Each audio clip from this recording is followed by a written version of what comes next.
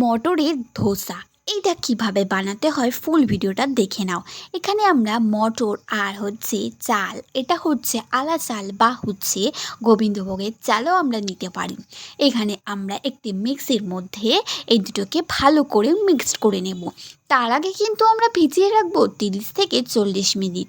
তারপর দেখতেই পাচ্ছ আমরা মিক্সিতে এটা দিয়ে দিয়েছি। আর এই ফুল ভিডিওটা আমার মা একা একা ভিডিও করেছে। এটা সকালবেলা করেছিল, আমি তখন ঘুমাচ্ছিলাম, তাই মা এটা একা একা ভিডিও করেছে।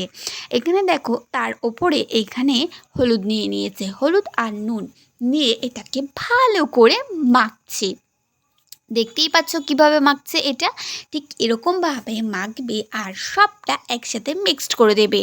তারপর আমরা কি করি দেখো, এইটা খেতে খুবই টেস্টি আর সুস্বাদু। আর তোমরা যদি বাড়িতে ট্রাই করো তো এরকমভাবে অবশ্যই করো। আর এবার দেখো আমরা কি করছি, এখানে একটি পাত্র নিয়ে নিয়েছি, পাত্র বা যেটার মধ্যে আমরা এই ধোসাটা কমপ্লিট করব।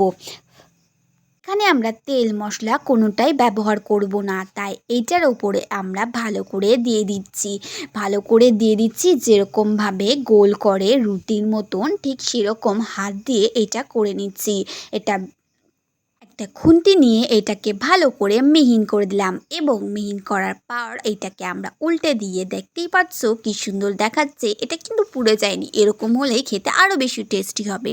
তারপর দেখো এটাকে আমরা আরেকবার উল্টে দিলাম, তারপর আরেকবার উল্টে দিলাম। এরকমভাবে যখন এটা দেখবো যে সেদ্ধ হয়ে গেছে বা খাওয়া যাবে, তোমরা যদি না বুঝতে পারো 10 মিনিট রেখে দেবে, তো দেখবে কমপ্লিট হয়ে যাবে ধোসা। এখানে আমরা মাংস নিয়ে নিয়েছি আর এই ধোসাটা খেতে অনেক বেশি সুস্বাদু।